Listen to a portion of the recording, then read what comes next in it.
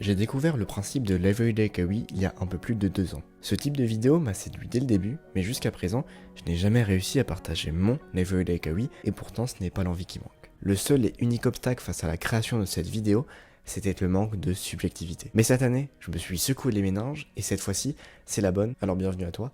Et aujourd'hui, je te partage mon Everyday Kawi édition 2023. C'est ma première et je pense que pour commencer, il est bon de te partager les différentes versions d'un Everyday Kawi ou en français, essentiel du quotidien.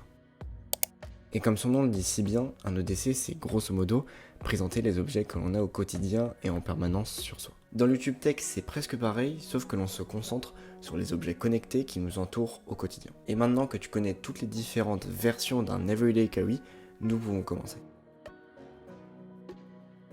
Commençons cet EDC sans originalité avec le smartphone, et je dois avouer que passer d'un iPhone 7 avec son écran touch couplé à un processeur prêt à raccrocher les crampons à un iPhone XR, c'est marquant. D'un point de vue personnel, il est clairement le cœur de mon écosystème, et malgré son état quelque peu désastreux, il répond à toutes mes attentes. Grâce à lui, je peux continuer à filmer ces vidéos et ne pas être coupé du monde en attendant de pouvoir le remplacer, alors merci à lui, c'est un guerrier. Excusez-moi d'avance, déjà, je vais faire court sur ce point, et comme si ça ne suffisait pas, j'avoue mentir un petit peu. Je suis super fan de cette montre et des Apple Watch en général, et ça vous pouvez le voir dans cette vidéo, en haut à droite de votre écran, tournée le jour suivant l'acquisition de ma première watch. Et pourtant, je suis aussi très mitigé quant à sa réelle utilité, laissez-moi m'expliquer. Je suis fan de cette montre, mais si je devais parler français, elle n'a objectivement rien apporté de réellement utile dans ma vie, mis à part l'heure et quelques autres fonctionnalités assez pratiques et intéressantes. Et pourtant, je ne peux pas m'empêcher de faire partie de ces fanatiques. Mais bon, je m'emporte un petit peu, ce sera le sujet d'une vidéo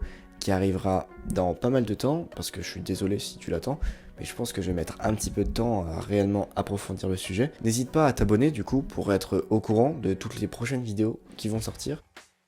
Pour cela, je ne mens pas, les AirPods 2 sont clairement les meilleurs écouteurs que je n'ai jamais eu. C'est sûrement en grande partie grâce à leur connectivité inégalée encore aujourd'hui, et pour tant de petits détails propres à eux. Et pour le coup, c'est véritablement un indispensable de mon quotidien. Au passage, si tu hésites encore à franchir le pas, ou si tu souhaites tout simplement connaître l'expérience d'une personne lambda avec ses écouteurs en 2023, voici une vidéo qui est susceptible de te plaire, le lien est en description. Et voilà, je n'ai pas grand chose à dire de plus, dorénavant, tu connais les appareils qui m'entourent au quotidien. Maintenant, si tu souhaites découvrir les accessoires et appareils qui constituent mon quotidien de créatif, je te recommande d'aller voir cette vidéo.